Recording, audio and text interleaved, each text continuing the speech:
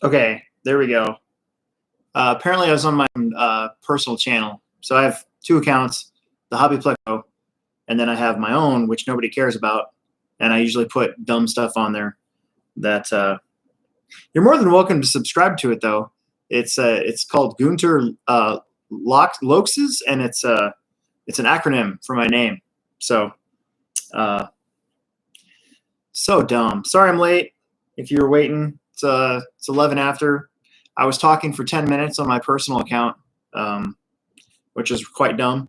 What I'm doing is putting new pistons in my RC8 shocks to see if I can get it to react a little bit more like how I like it. I'm going from 8-hole whatever they are to 5 holes, and we'll be able to figure out if I like it or not. I was planning on taking the car with me to work tomorrow, so we'll see what happens. So, hello everybody. Yeah, I'm kind of dumb. I every once in a while I'll do something really stupid, and I started this show on my other account, my personal account. So somebody's like, "Why are you on your personal account?" And I'm like, "I'm on my personal account? Shit." So I changed it over. So stupid. I was wondering why I didn't have as many viewers either, because there was only like 2 or 3 viewers, and I'm thinking, wow, everybody just bailed. Like, what's going on? So yeah, there you go. That made sense. Hello, Nate. How's it going? And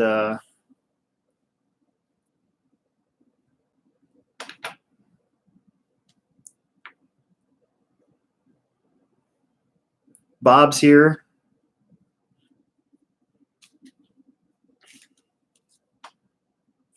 So I'm trying to decide if I should go with, I have 2 different brands of pistons.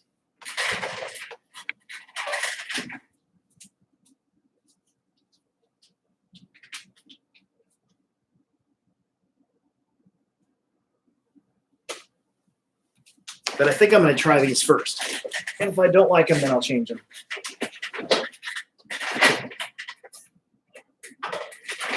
So this is a PSM factory. Never heard of them, but they're manufactured in Bavaria, Germany. So they're European pistons. So they must be good. I like keeping the crack bags. I don't know what it is about them, but you never know when you need some crack bags. So I usually keep them in my my parts bin. And in this case, I got 2 crack bags, a small crack bag and a big crack bag. I wonder if by saying crack bag, there's going to be some sort of like surveillance done. You ever think that if you like Google bomb or something like that, if it automatically triggers some sort of government surveillance? You think crack bag would be on that? Like, what if like drug dealers got on Google and were like, where do I find crack bags? Because they don't know, what else to call them. Like, I think that'd be kind of funny.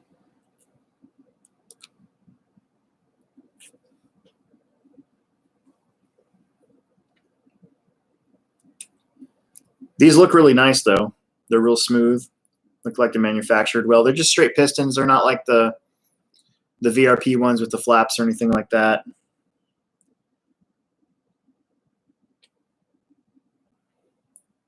There we go.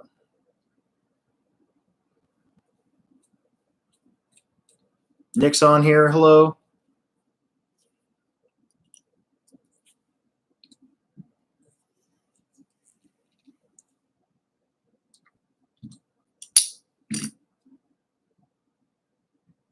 Okay, I think I'm going to take this off because one of the things I like to do is, I do this on almost all shocks, but here with this 8-scale shock here, you loosen up the bottom a little bit before you put the shock shaft back through, and there's a little bit of grease in here. Normally you drop a little bit of grease on your threads, but kind of already use some of the oil that's still in here, and then we're gonna poke it through.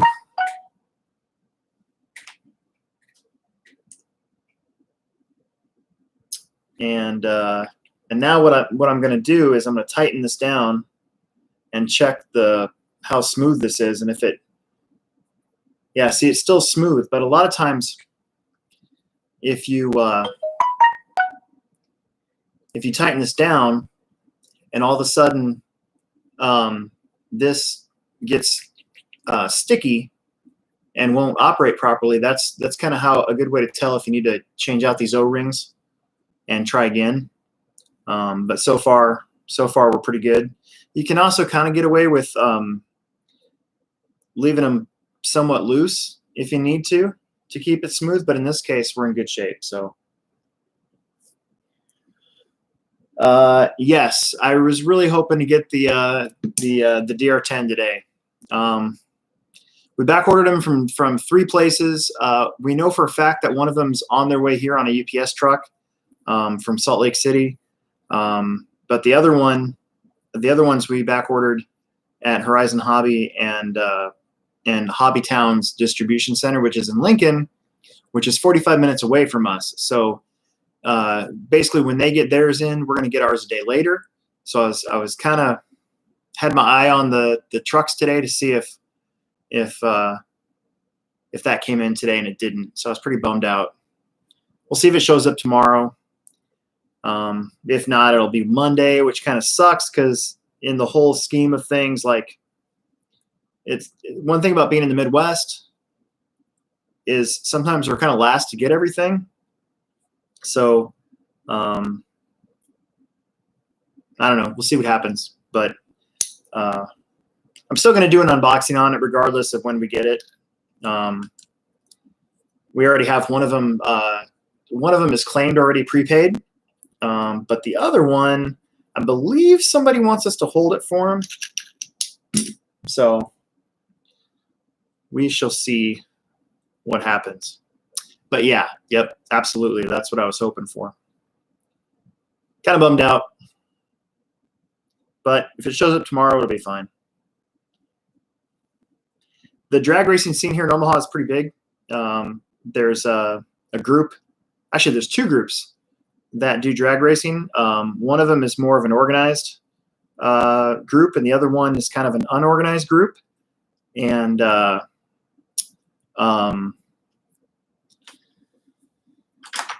we sell a lot of drag racing stuff. So last year, everybody's going nuts with the turning their slashes or bandits into dragsters, and the other group's been doing limitless, doing the infraction and the limitless, and the Arma Typhon.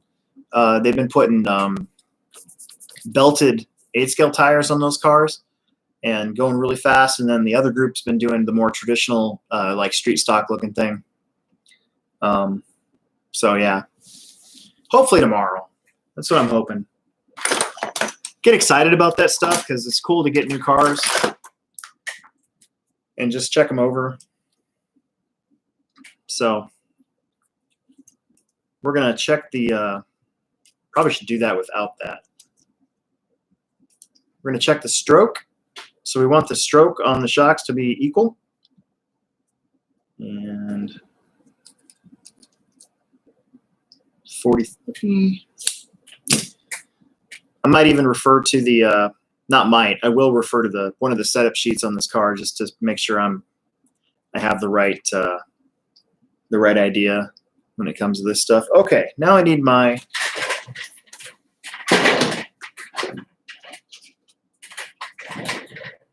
ProTech shock stand.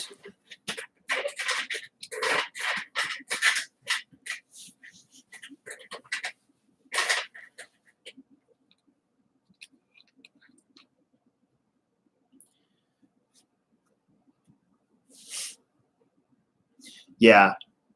I'm also I think it's really cool that Associated pulled the trigger, and they're really the first ones to come out with a ready to run that that's not, I mean, Traxxas had the funny cars back in the day, so they kind of were the first ones to bring out a drag car. But for what everybody's been doing with the pro mods or whatever, the street stocks, I can't remember what they call them, but anyways, it's kind of nice to see somebody scoop Traxxas on that, because you would have thought Traxxas would have came out with their own already,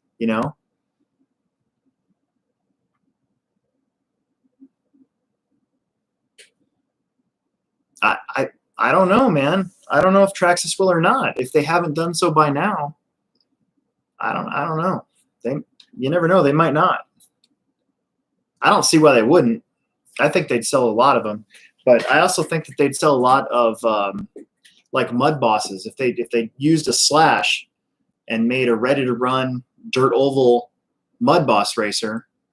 I think they'd sell buttloads of those here, especially in the Midwest and even East Coast. I think would sell a lot. Maybe not on the West Coast so much because they don't do a lot of that over there. But I've been saying that for 3 years. Every time I see the Traxxas reps at the Hobbytown convention. So Hobbytown every year has a convention where we get to talk to all these manufacturers and stuff, and they work out some better deals and all that sort of thing. And every year I'm like, you guys need to do this with this. And nope, just new bodies of slashes. That's what they got going.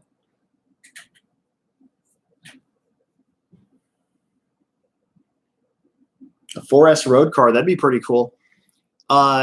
I think, wasn't Nuremberg canceled this year because of COVID?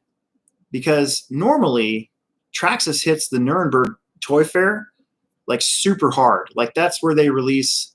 Last year, I remember that's where they released the For Anywhere Else. So I think with that show being canceled, that we just haven't seen.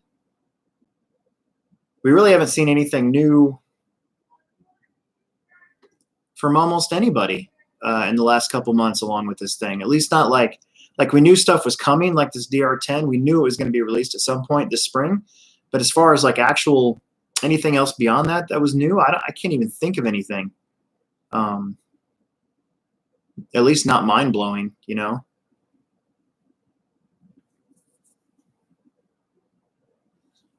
All right, so got my shock filled up. Now I'm going to give it a good couple pumps here, get all the air bubbles out of it. And what I like to do is twist as I'm doing so.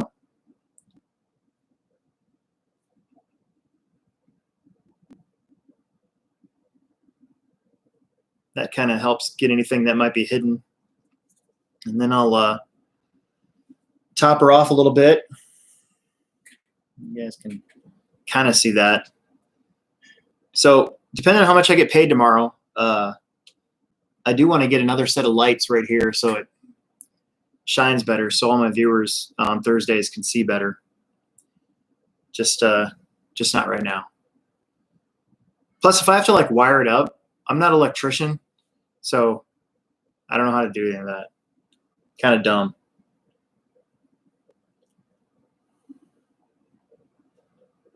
Yeah, I kind of have that feeling too.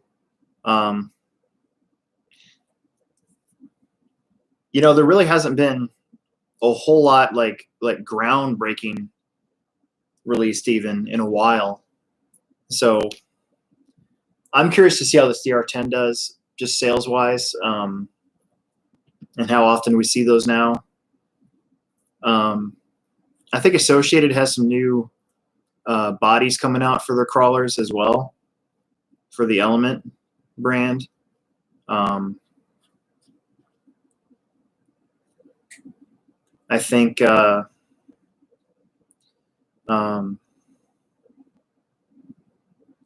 the racing scene, I feel like it's kind of settled down quite a bit. So I don't think we're going to see any new major cars from anybody. We've already got the B62. We've already got the 5.0 Elite. We already got the 22X4. Now that that's out of the way, I'm not really sure what could be out there,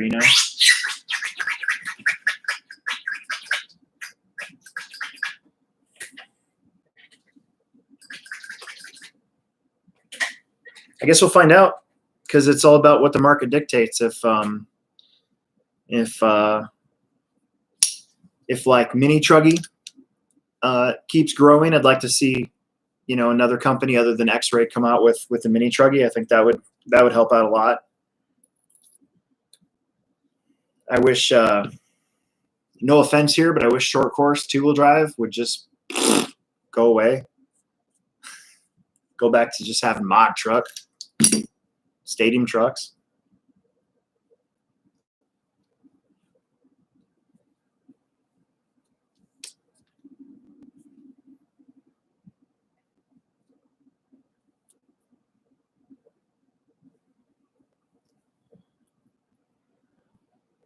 Bob, what 8-scale did you get? I don't even know you had an 8-scale.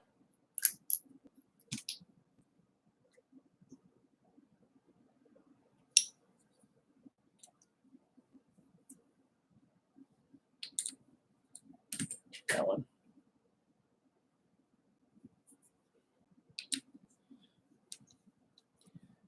Michael Root just asked what we're going to be unboxing. We're talking about the DR10 from Team Associated. I was kind of hoping it would show up today, and it didn't, so I was kind of bummed out. But whatever. Still got a lot of work done today at the store, so that's good. 3.1E.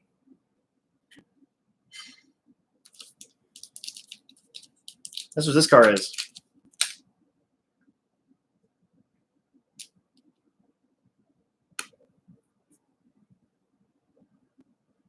No, the DR10 is a Team Associated dragster. Is it? What's the official name for that kind of setup? Is it Pro Stock? Is that right? Pro Stock? Somebody will correct me on here.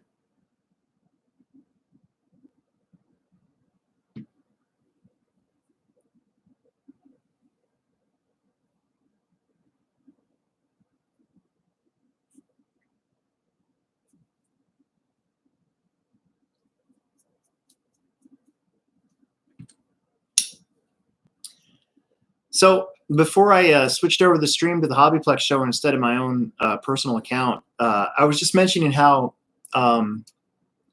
if you don't have a set of shock shaft pliers and you're really into this hobby, you should definitely go to your hobby store and pick some up, because they just make your life a lot easier.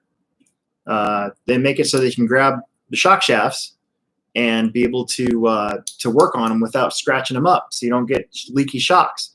But also, a lot of these have this little guy, and it's so you can take out the shock bushings very easily, which can taking those things out is a huge pain in the butt. So I've got a set of ProTech shock shaft pliers, but Dynamite, Techno, Team Losi, I'm sure Soci has some. I'm sure Hootie's got some, but shock shaft pliers are freaking awesome.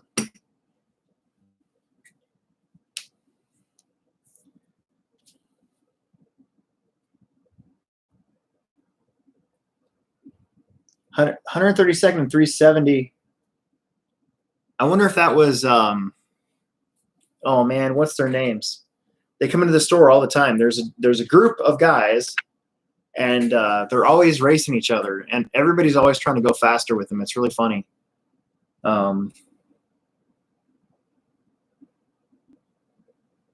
Anyways, they get them all. They get most of their stuff from us, which is great. Was it D'Antonio? And I cannot remember the other guys' names. I know their last names, like on the caller ID. I know exactly who they are. They're all super cool, and they like their RC cars, so it's another group of people I can get along with.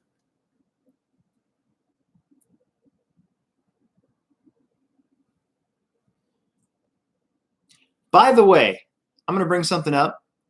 So we got a 2-star review yesterday, or this morning, on our Google reviews.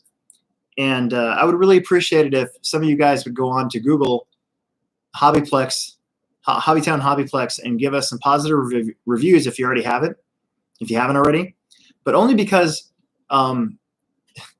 we talked about stuff, and the guy was like, apparently complaining about just that he couldn't get a plug that he wanted or something like that. But all this information was secondhand, so he wasn't even actually at the store to see anything.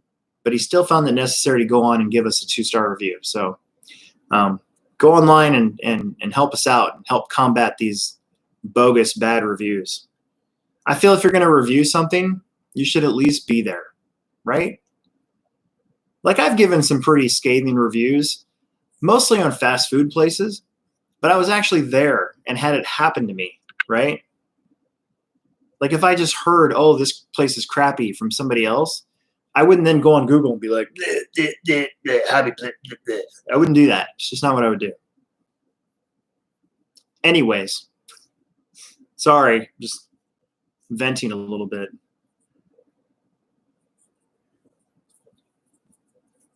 Yay. Thanks, guys. It's just super lame, you know? All right, so this one's smooth, so we're going to fill it up after I get the rod end here. So now that my house jump is done, excuse me, I'm gonna start working on the crawler course again. Been going out there every night and kind of looking at it and using my crawler again, and it's kind of rickety. There's some stuff that needs to be fixed.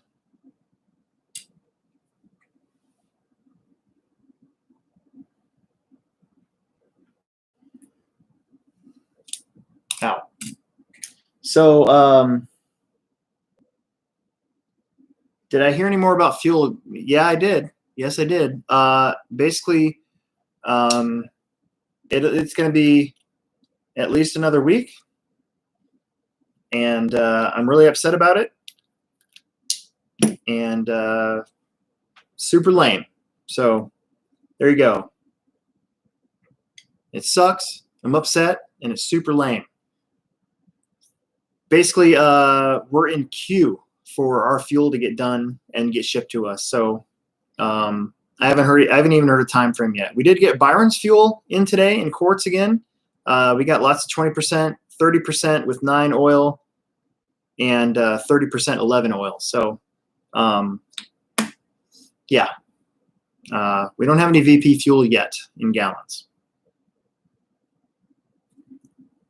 Kind of a bummer.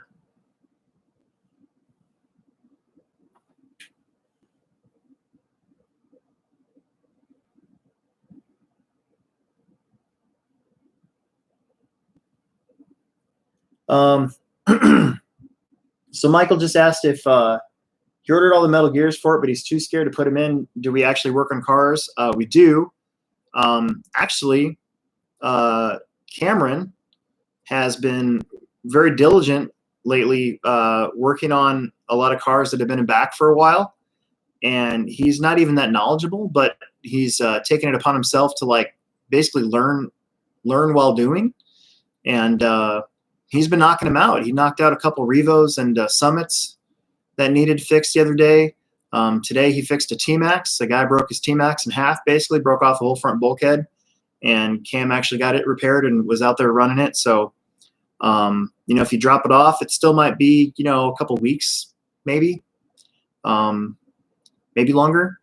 Kind of depends on how busy we are, but we definitely can do that. So it's $25 an hour, and you know, we try to get stuff done as quickly as we can. Being as short-staffed as we are, you know, sometimes it can take a while, but we get to it eventually.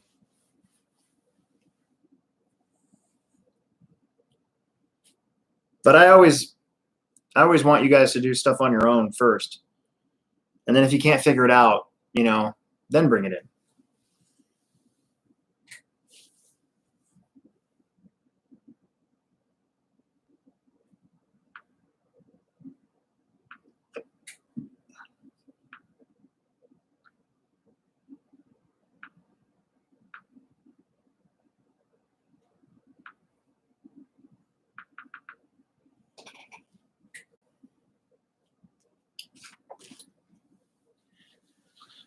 Okay, so there's the rear. So I'm going to let that sit a little bit longer while I get the oil to, or the bubbles to come out.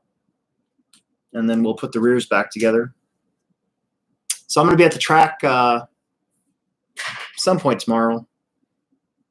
Probably tomorrow after work, I'm guessing. And we'll see how this thing rides. These are, I don't even know what size these are. Again, I got this car used, so everything on it I'm not really that familiar with. I'm going to assume that these are stock associated pistons, but maybe not. I wonder if these are Avid pistons. Interesting.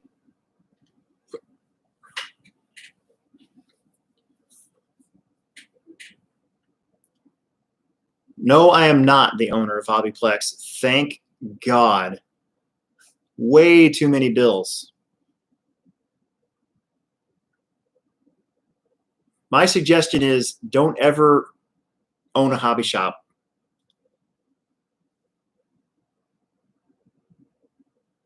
I just worked there for 16 years now. I'm a lifer too, so I have no reason, no need to work anywhere else. And as long as we get our bills paid, we're going to be there as long as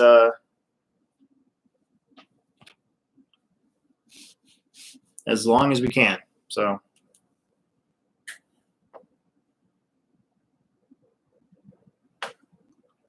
yeah, the only days where we've had to turn people away for this 10-person limit thing is Saturdays and Sundays, it seems like. I think the very first Friday that we did, there was a little bit of a wait for a couple people, but it ended up being okay.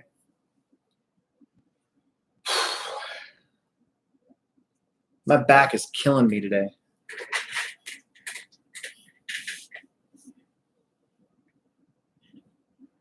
A GRP Ninja? Wouldn't that be just a P3? I think that's what we used to run. An OSP3?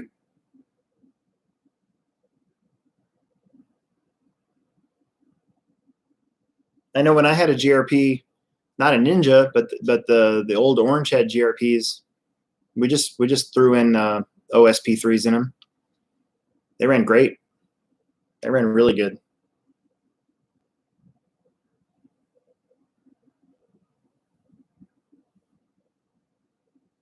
My hair is getting long. Then I get a bald spot in the back.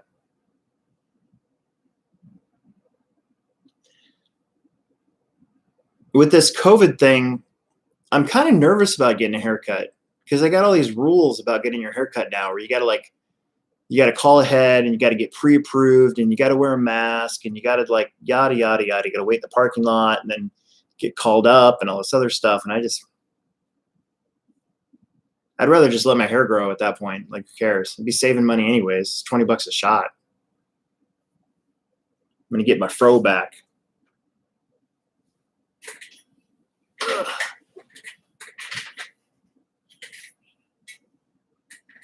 So the next podcast, while I'm waiting for my shocks to blow out,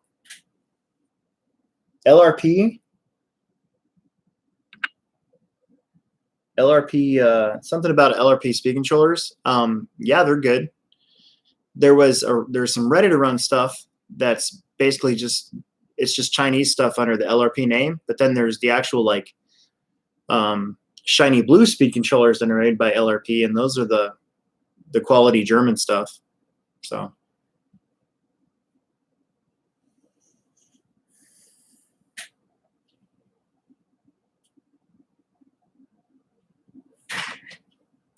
do we have any heavier duty shocks that'll fit the CR12? So I was actually looking, believe it or not, and I think that Latrax, the Latrax Teton metal shocks that Traxxas sells, I think they're close to the same length, and I think that they would work. I'm fairly fairly sure that those might work. Other than that, no, not really. We don't have anything that size. Maybe the new maybe the mini T-Shocks might work. I don't know. I have to look at it.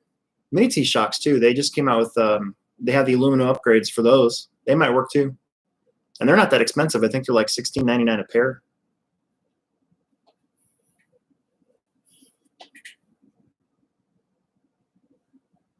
So yeah, this LRP speed controller, like I said, there's the China stuff that's just got LRP sticker on it, and it's just, you know, it is what it is. And then there's the shiny blue LRP stuff that that's pretty good. I actually had a LRP something back in the day, brushless, that when my low-C Accelerin speed controllers all finally blew up, I think I bought an LRP and was running that for a little while, and it was all right. I didn't have the programming box or anything, so I couldn't do much with it, but you know, it was smooth.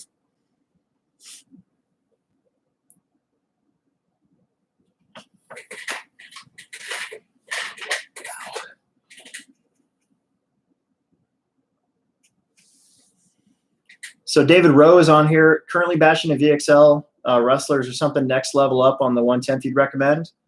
And, you know, if you're up for it, the 4x4 Wrestler VXL or 4x4 Slash would be just having four-wheel drive is a little bit of a step up. If you want to go, it kind of depends on how much money you want to spend, but if you want to go a little bit bigger, then you're looking at like the Traxxas Max, the Outcaster Creighton 4S. Those are $399, and the Max is like $5 something. So yeah, dude, if you're having fun with the Wrestler VXL and you want something different, you kind of be in that ballpark there. Senton 3S or Granite 3S from Arma, or Typhon 3S if you can find them. They're all brushless versions of the Arma stuff. Arma's been really good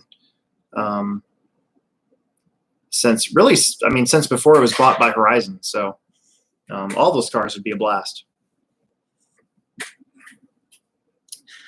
The guy cut off and on. Okay, so this is what we do with 8 scale. So this is used, and this specific speed controller has a set button on it like Hobbywing, but my Tekins, when I used to run some Tekin stuff in my 8 scale, their on-off switch was just a straight positive negative on-off switch, and I actually cut it off on purpose and wired the two wires together, soldered it, and put some heat shrink over it, and then tucked it nice inside of the next to the box here. And the reason why I did that is because there's nothing worse than leading a race 8 minutes in and having your on-off switch come out and dangle down below you, and then have it get ripped off by the wheels and have your car shut off with like a minute and a half left to go. So that's what we used to do with those. We used to cut those off on purpose. Some of this Hobbywing based stuff that has the set button on the on-off switch, you can't do that, obviously. So yeah, so that was probably done. I'm sure it was either done on purpose, or the on-off switch ripped off, and they just did that anyways.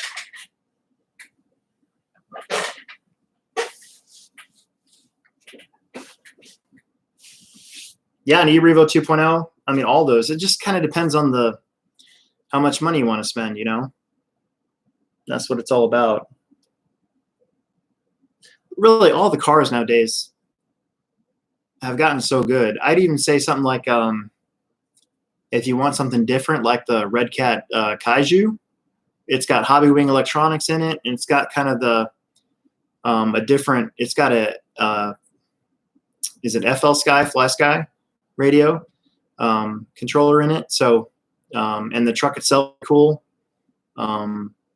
It's very similar to an Outcast 4S from Arma, but even something like that would be good. So kind of lucky right now to have some quality brands to choose from. And it seems like even with all the shit that you can buy off of Amazon, like I think that it seems to me lately that a lot of people are realizing that a lot of the cheaper cars that are out there from different sources, like, like Amazon or Nitro or CMX or whatever that is, that you kind of get what you pay for. I have that feeling lately. We've had so many new people come into the store that have had just terrible time with some of those cars. And then they get something like an Arma or a Traxxas, or Associated, or even the newer Red Cat stuff. And they seem to find themselves having a better time. So.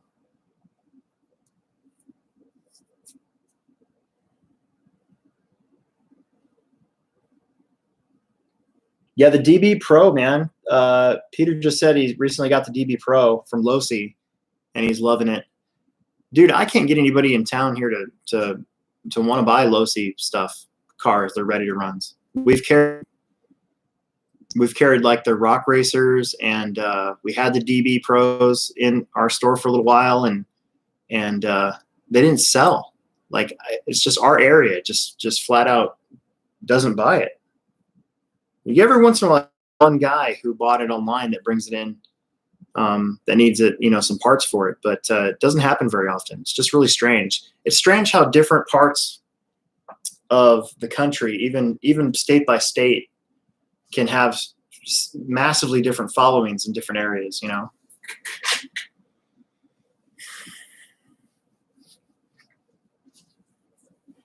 We don't have them anymore, man. We don't even order them because of that reason. Unless they send it to us, which happens every once in a while. I get those early releases. I think the last one we got was an early release, and I think we ended up selling it cheaper just because it was sitting there for so long. So repairability is similar to Traxxas. So a Rustler 2-wheel drive is probably one of the easier vehicles in general to work on, because its design has been around for ages. Let me show you something.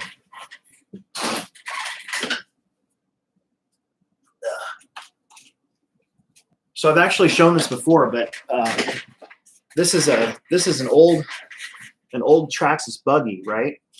And if you look at it, this is like 1993, 94.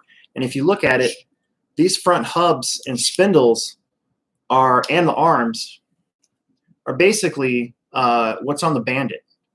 And the same thing for the rear hubs and the rear CVDs and stuff. So that layout on a Rustler and a Bandit has essentially been around for, ages. And because of that, other than if you break a gear inside the transmission, where you're kind of forced to take the entire transmission apart, Rustler's really easy to work on. If you get a 4x4, I'm going to give Traxxas some props here, because you can tell, like, if you ever worked on a Revo, okay, Revos are a pain in the butt to work on. If you break something in the front rear bulkhead, or if you blow out the ring and pinion gear, they're just a pain in the butt. But a slash 4x4, what I see most commonly is the bearing seize up where the slipper clutch is, and to get to that, it takes 4 screws. You just take your drill and you go vroom, vroom, flip it over and go vroom, vroom, and the whole rear end comes apart, and it's really, really easy to work on.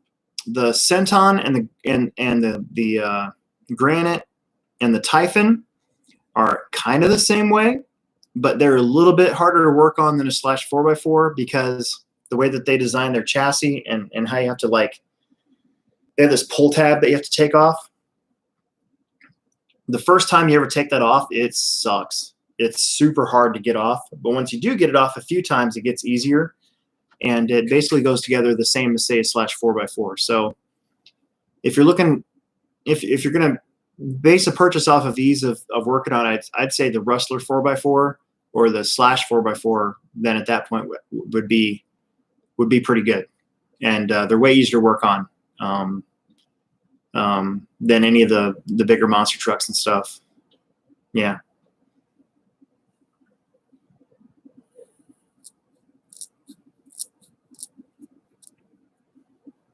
Oh, Cole's on here. Look out. Do we have any parts for TTO1? Yeah, I think we do at the store. Pretty sure. That's the other manager, Tim Ski's department. He's in charge of all the Tamiya ordering and stuff, and he does a pretty good job of it.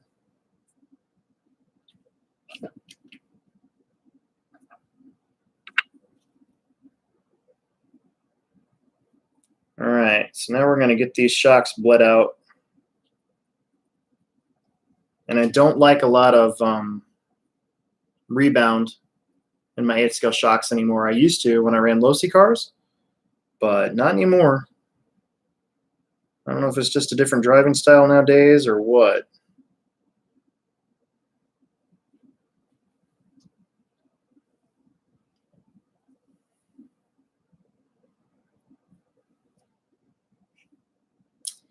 Yeah, hopefully, Cole, that's what we were talking about earlier. We're hoping to see the DR10 tomorrow. If not, it'll probably end up being on Monday. It's all a matter of shipping at this point. Because I know for sure we got 2 on the way. There we go. Look at that. No rebound. It's the way I like it.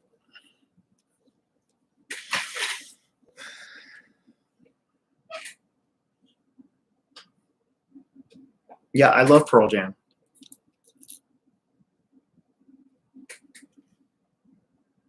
I saw them live in Kansas City in 2000. Unfortunately, that was the last time I saw them live. It's been that long. Can't believe it's been that long, but it has. I actually got pulled over that night, or that morning. My wife and I were driving to Kansas City from Omaha, and we took Highway 75, and I got pulled over doing 85 in a 55 zone.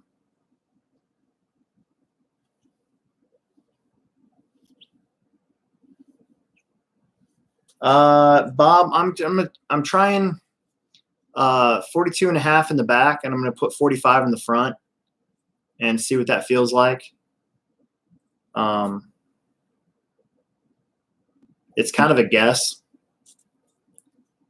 At this point in the show, I'd like to remind everybody I'm not an engineer, so that's my guess on what I would like. I guess we'll find out when I drive it.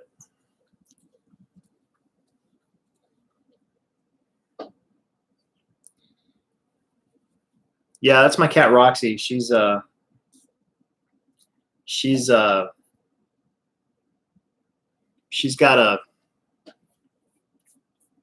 let's just say she's very independent. She's a very independent cat. She does things her way.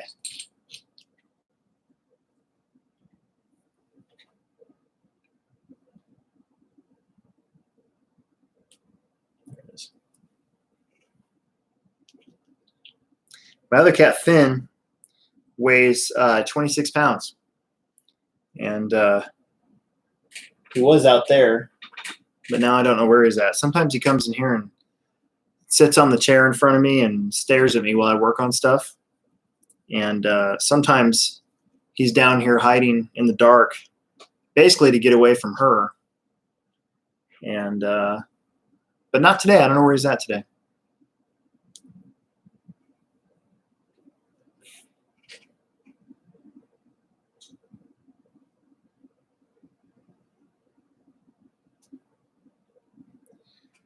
So one thing I do when I bleed these shocks is you got the hole right here, the bleeder shock, the bleeder cap, and I turn the shock on its side, and I very slowly compress the shaft to let all the oil out, and then you kind of got to go by feel, or at least I do.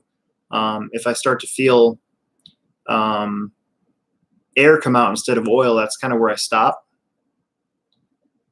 And then I'll go a little bit slower. But that seems to work for me. So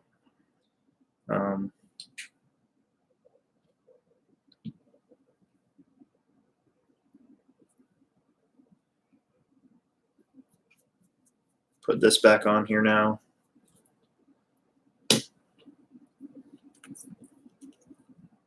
And I got a dead shock, so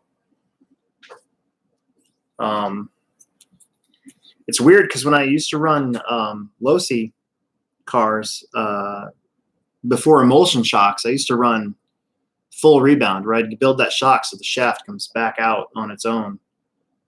But ever since then, even with 10 scale cars, anything, I just build dead shocks. The way they feel on the track is better. Can't explain why. Kind of gave up trying to explain why a long time ago. But for me, it just helps the car land and jump better, and seems to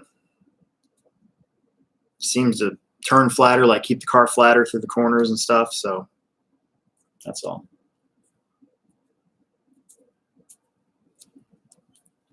So I was going to say the next podcast should drop tomorrow. If you guys listen to that, there's a funny segment on there that I'm not going to spoil it, but yesterday, or not yesterday, Monday,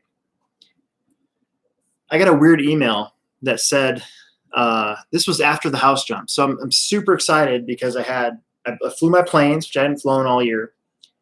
And then we did the house jump, and it worked. We cleared the house, so I was super happy. That was like 4:30, and then I was going to leave at like 5 something to go do the podcast.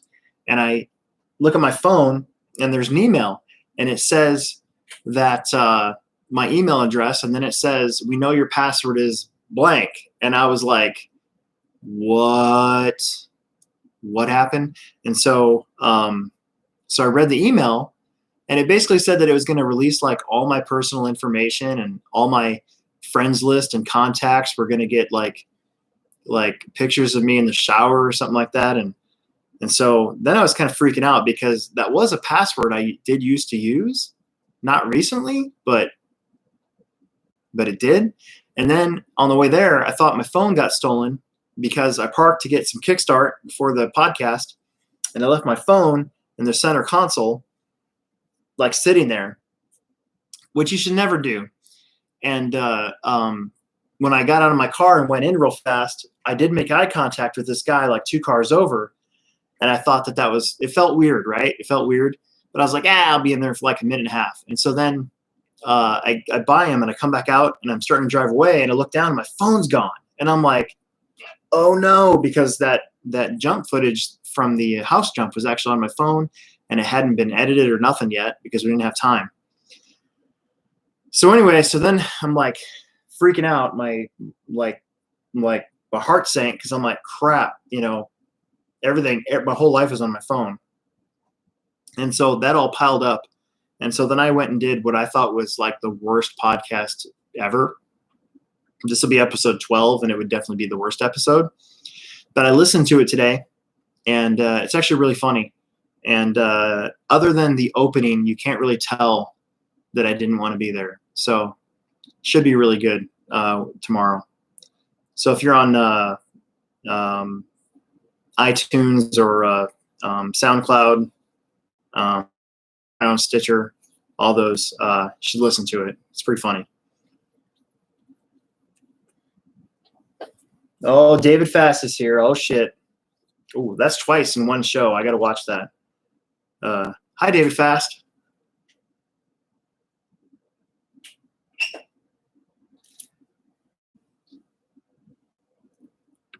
Jason's on here. Jason Haley. David's one of those dudes that has the last name where, of course, he was going to be some sort of race car driver, whether it be real cars or RC cars. I always thought that was cool. David's a real big oval guy now. He races a lot of dirt oval. And he's really fast in dirt oval because his last name is also Fast. Although he lives in Iowa, so he's probably not doing anything right now.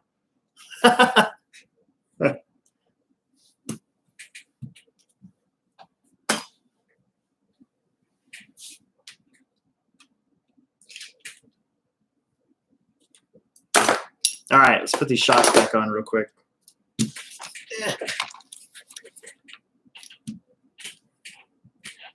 So the other thing I need to check is my droop setting in the back. I got to get a setup sheet. I never really did download one. So just not knowing a lot about this car and buying it used, you know, I'm going to have to kind of, it almost feels like I'm just going to have to like relearn everything that I thought I knew. So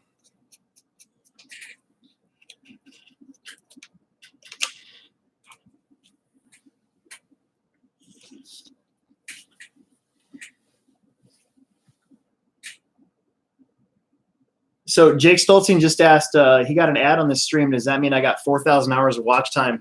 Dude, I've got 60,000 hours of watch time. Can you believe that? It's crazy. At one point, when I did my SCX-10 3 unboxing video, it blew up for like 3 days. And I was up to like 60-something thousand hours of watch time. It was insane.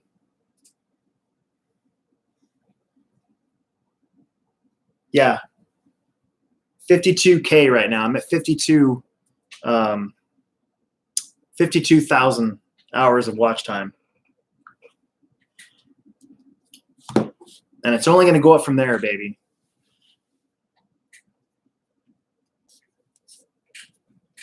But that's what happens when you have like 400 videos. I think I'm getting close to I think I'm getting up there in videos. So there's a lot of the HobbyPlex show on there because we do a what's new every single week, and we've done a lot of unboxing, a lot of racing stuff, and we've done because I was doing a video every day for the syndicate when we were doing carpet racing, and every time I do a techno race, we would do a video. So yeah.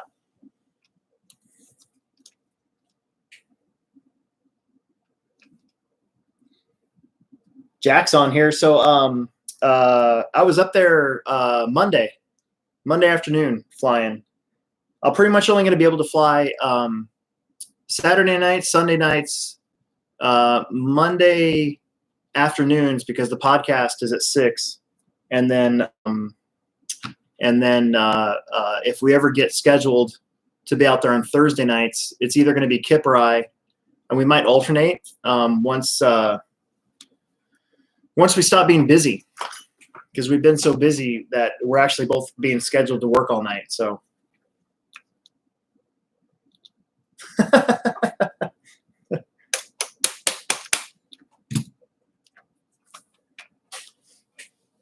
dude, that's one of my favorites. So we put when we sell bearings, like we sell bearings in bulk, right? And they're like $1.39 a piece. So people come in and get, you know, they load up on like 10 5x10 bearings, or they'll get a whole kit. Instead of buying the kit, they'll just buy them in bulk from us, and we just put them in crack bags. And it's funny because I'll be there, we'll be out, and I'll be like, hang on a second, I go get some crack bags, and then a lot of times that person buying the bearings is like, what are you getting?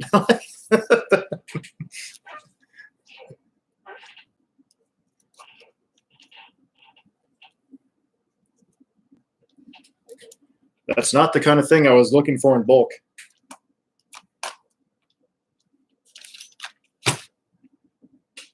All right, rear shocks are done, and that feels way, way, way stiffer than what was there before. Like a lot. I'm actually kind of excited to go run this tomorrow. At least I hope I get to run it tomorrow.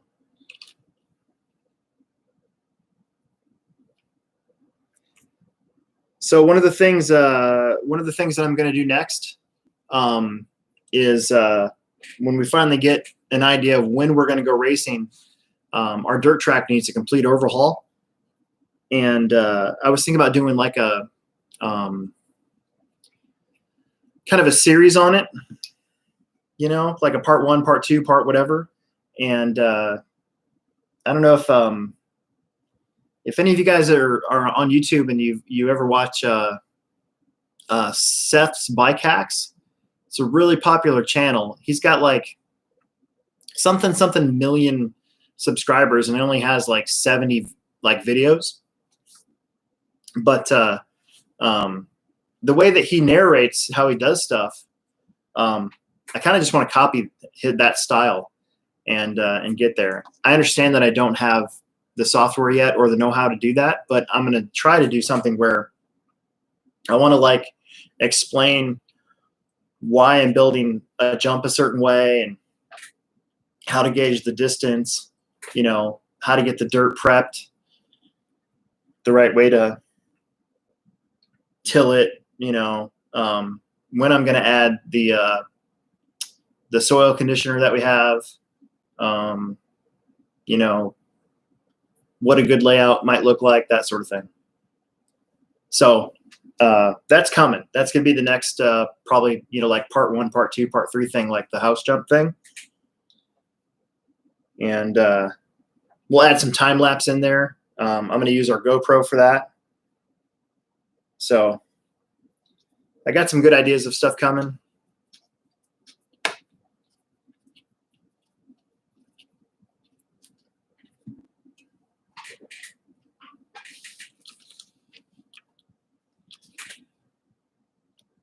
Yeah, that's interesting here.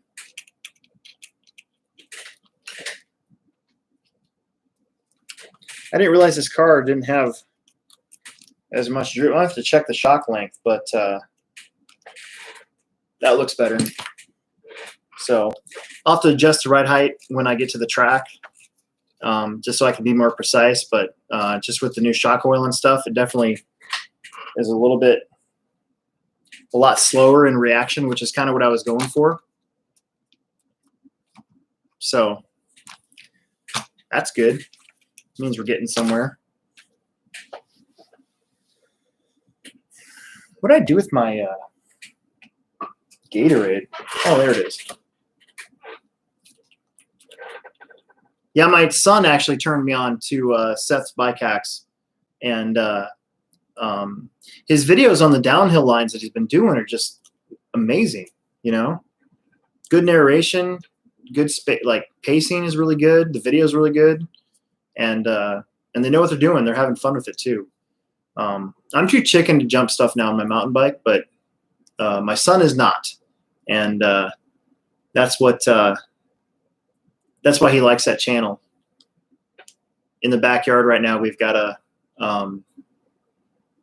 BMX half pipe that he took the house jump, and then he built. I was really proud of him. He built another side to that that's a little bit smaller, and he was actually out there tonight showing off to his friends, going back and forth on it. So my kid's got some chops. I like it. It's fun to see. Stuff that I can never do.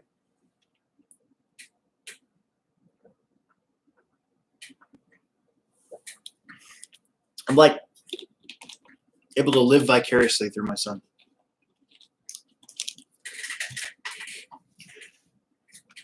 I can still beat him racing RC cars, though.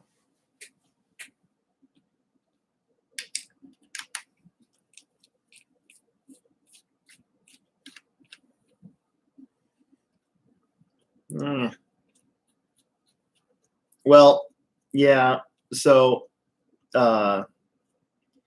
Jason, apparently my son has been raiding the Mountain Dew fridge, and he likes to give his friends pop too when they're here. So I'm gonna have to have a little talk to him about that. But I'm also trying to limit myself now to 2 kickstarts a day, not 3 or 4. So otherwise, I'd have one here right now, and I'd probably be a lot more awake. But I am trying. I'm trying to get better or do better. Even though Gatorade's not really that good for you anyways, but still, whatever.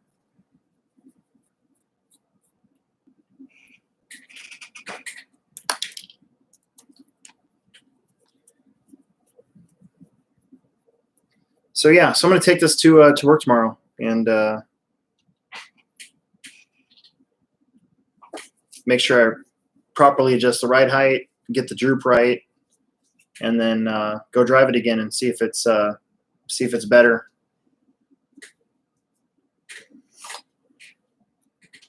I'm pretty sure, just knowing where the car came from, that this thing had more of an outdoor setup on it. So I think it's just a little bit softer than what I personally like for our indoor track on our clay, our hard clay. Right now, our really hard clay hasn't been touched since the whole COVID mess started going on. So it's dry and it's cracked. It's a really good 8-scale track. Not so much for the 10-scale cars. Although there's still people that go out there and practice on it, though. I took my car out there a few times.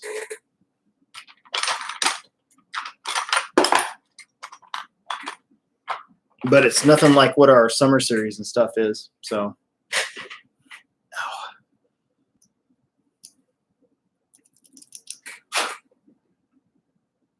yeah, I need to try to become an influencer for Kickstart. Isn't that what they call the Instagram people now, or they're influencers? I used to score a case of free Kickstart from a Pepsi guy a couple years ago, once a month, and then that guy no longer was a Pepsi guy. He might even be on here. I wonder if Lathan's on here.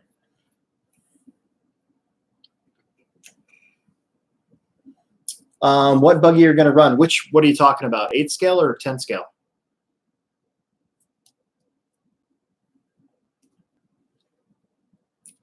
Mike K just asked me if it's 10-scale. I'm sticking with my my Losi car for now, the 5.0 Elite. And if I don't like it after a race or two, might switch to a B62. But I don't know. I felt like it was pretty good at carpet season, so I'm going to hang on to her. And then this is an RC8 B3.1. And like I said, I got it used. So I really only mainly got this car to run in case Emerson, my son, and I went to a big nitro race. He would run the nitro, and I'd run this in like 40+ sportsman e-buggy, But we haven't gone anywhere yet, obviously. Yeah, so this is it's an RC8 B3.1. Like I said, I got it used. I couldn't pass up the deal. I bought it back in December. Again, mainly to have it as a car to run in case my son and I go somewhere, and still might. Emerson's going to get a Techno NT 48.3, their big nitro truck, here shortly, and we're going to try to go somewhere. We're thinking now maybe the Cheyenne Showdown in Wyoming. It's on a big outdoor track, and those guys traveled all the way over here this year. So we're thinking about going to that this summer. We were going to go up to Minnesota at some point, and we still might if it doesn't conflict with any of our stuff, our races down here. So we'll have to wait and see.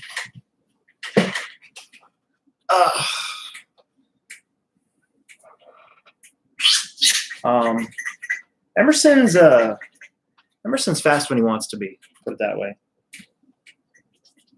We were pretty frustrated this year running nitro. It's his first full season running nitro ever. He's ran nitro a few times in the past, but it was basically my car that he would run in Sportsman. But this year I think we only finished 2 out of 6 races, 2 out of 5. Mechanical failures. So we got to kick that in the butt and finish some races because he's got the lap times and he was doing really good. A couple times he probably could have gotten second in the Winter Series races, but it just didn't work out, actually.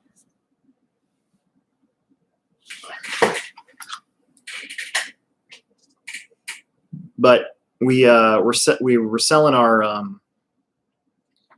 Mugen, and I kept asking him what truck he wants, and he wanted a Techno. So we'll go that route. We'll build it and drive it and see what happens.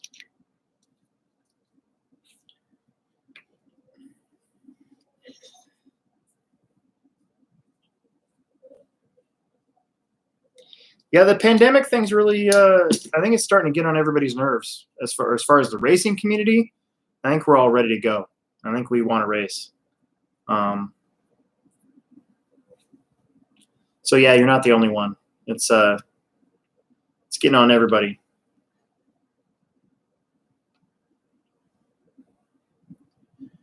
Yeah, Jacob, dude, I was trying to talk him into wanting the hot bodies, just so we could be different.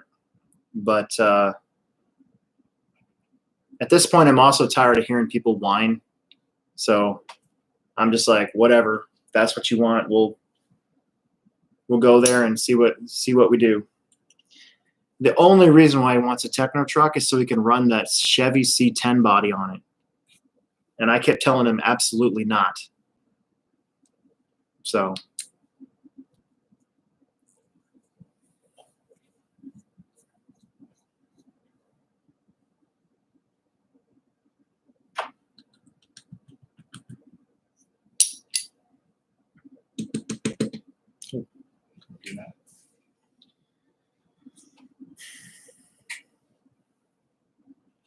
yeah, that's another. I mean, I worry about that. A lot of my friends working in general.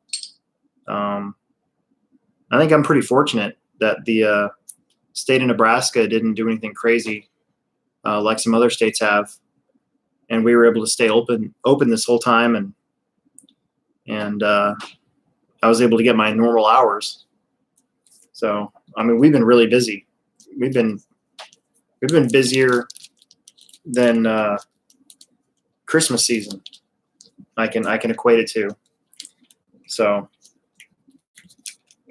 I think that's going to come to a screeching halt, though. Now that the May 1st is going to happen, and more people are going to start going back to work. I kind of get the feeling like our super busy days are probably behind us. I still think we're going to be normal busy, even on the weekends and stuff. Still, we got a lot of people in the store these last 2 months as well. A lot of people discovering us for the first time, looking for puzzles, Gundam kits, models, just generally stuff to do, you know. So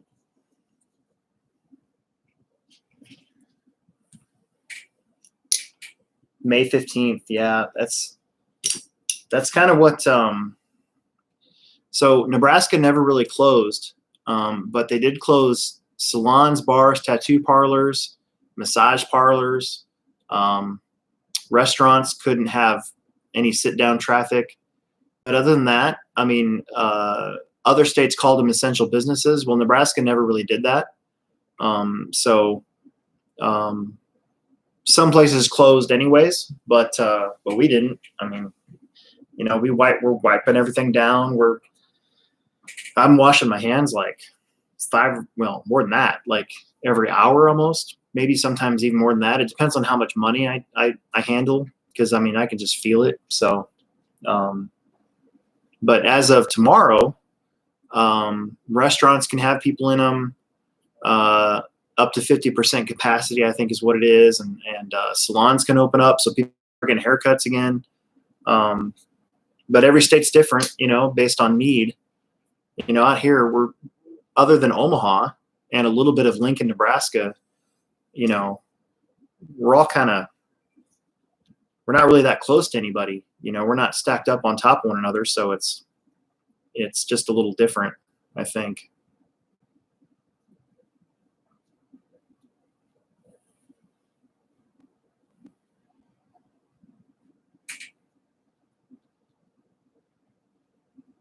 Yeah, you know.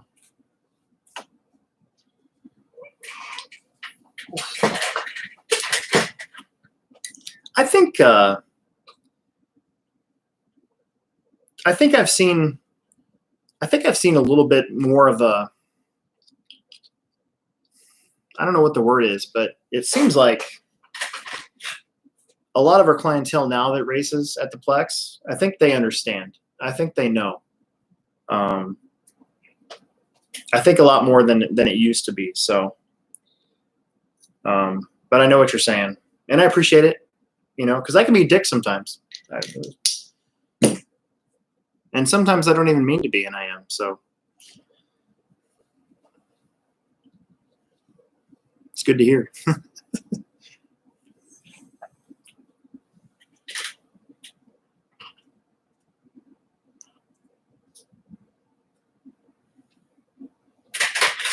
Yeah, because Peter, you said you were in Long Island, right?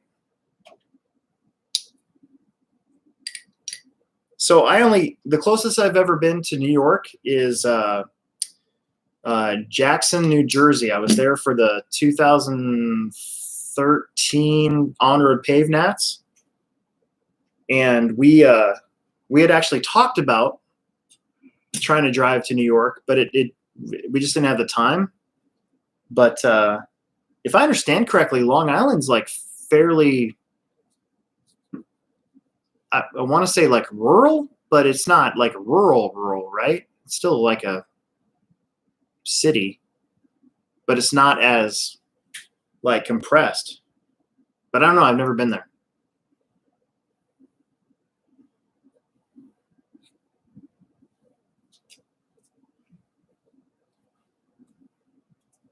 I need 45 weight. I wonder if I have it.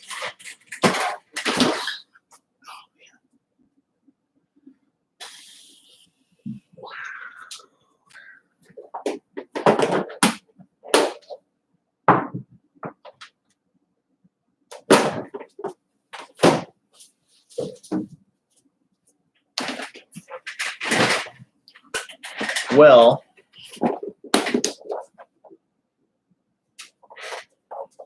that might just do it because I don't have the shockwave oil that I wanted to use.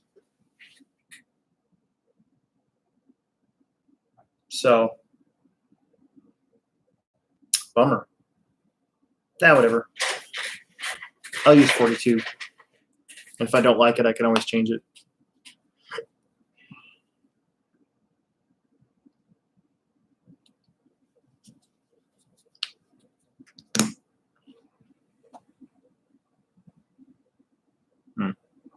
Okay, that makes sense.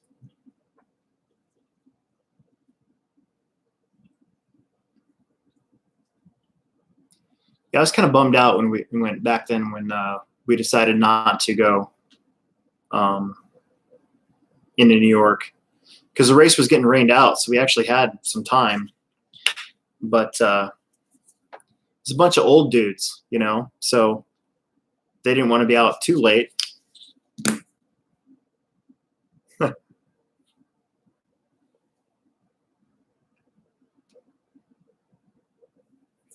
Shock question: do the pros build 3 sets of shocks for racing?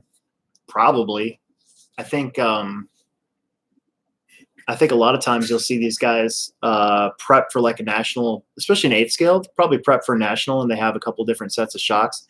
The thing is, though, is that you want to build your shocks where you race. So if they build them from home, like I'm doing, and then go to the track, you know, it might be different. So they might have 3 sets of shocks that they do like at the track. I can see that. But I think maybe only few of those guys probably do it that way. Most of the time you see guys thrashing on their car just like the rest of us, changing stuff. They might have shocks, you know, they might, just to make it easier, they might have shock shafts with different pistons on them instead of just the pistons. You know, stuff like that maybe. But a lot of times, well, especially in 10 scale, I don't think you see that very much.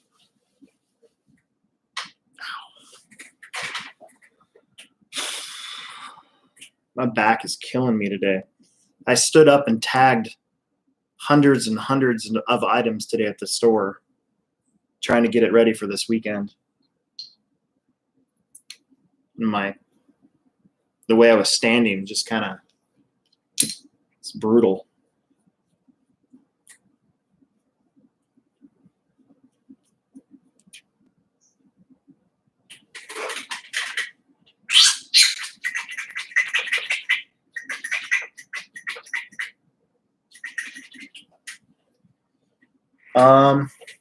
I don't think you see very many guys using outside limiters anymore, because you can adjust that with your stroke by, the distance between the bottom cap and the rod, the shock end.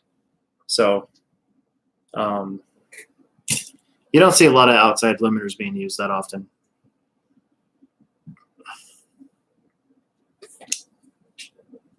Inside limiters, though, mostly on 10 scale, not on 8 scale.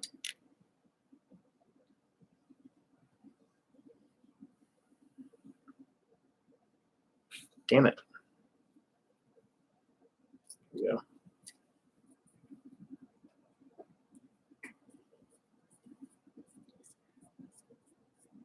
How often should a person replace shock oil? So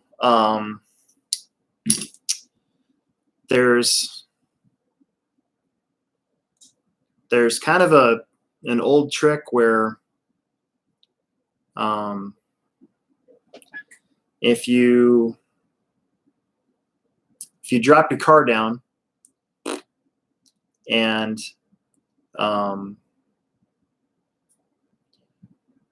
it doesn't rebound very well, especially on Traxxas cars, that's usually a sign to replace your shock oil. I see a lot of times guys come in and they'll push down on their car and it doesn't rebound back up at all. That's when you should normally replace your O-rings and your shock oil, because anytime you get dirt mixed with shock oil, it thickens up, and it instead of being 30 weight, it'll act like 50 weight.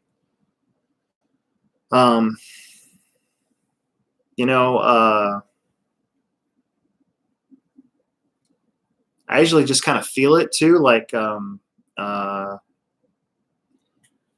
you can take the shock off and go like this, and if you feel a bunch of air, then that's definitely time to change your shock oil. Yeah, there's kind of a sweet spot. So if it's really dirty and thick, then it's gonna, a lot of times it won't come back out. When you're pushing your car down, and then also if there's a lot of air in there, it'll be bouncy. It'll be the other way. So either of those two situations. For racing, I usually tear down my 10 scale car, pretty much every month. We have a race series here in Omaha called the Summer Series, and I pretty much use that as a checkpoint on when to work on my stuff. So I'll usually redo my diff and my shock oils, and I'll check my bearings, make sure everything's spinning free, and just to get the car for each one of those races. Otherwise, during club racing, I don't really mess with it that much, and it's about once a month.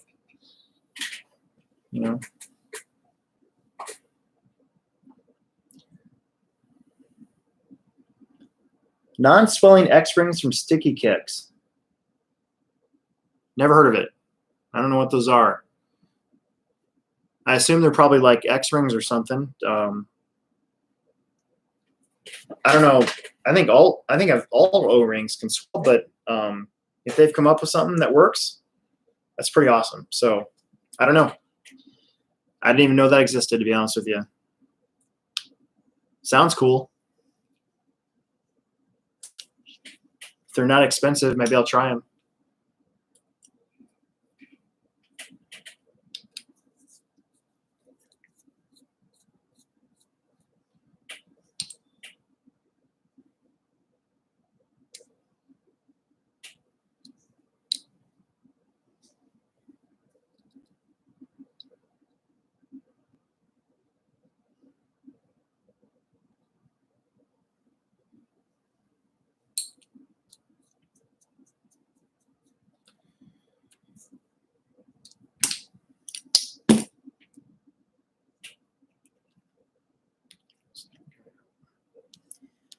So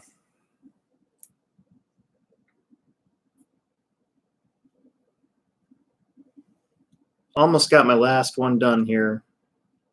And then my wife was giving me a look, so she works tomorrow, so I think I'm gonna have to bail.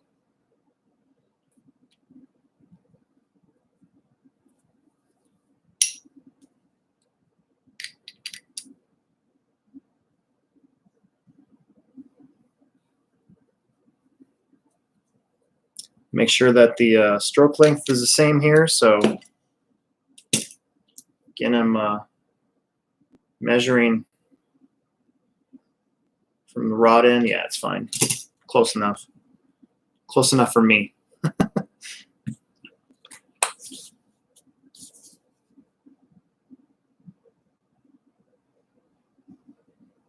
And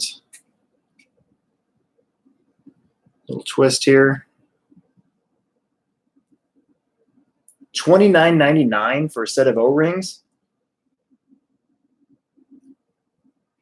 I don't know. See you later. Bye, David.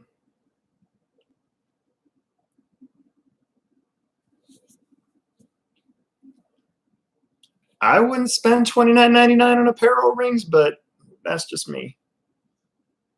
I'm perfectly happy with stock O-rings, especially the X rings.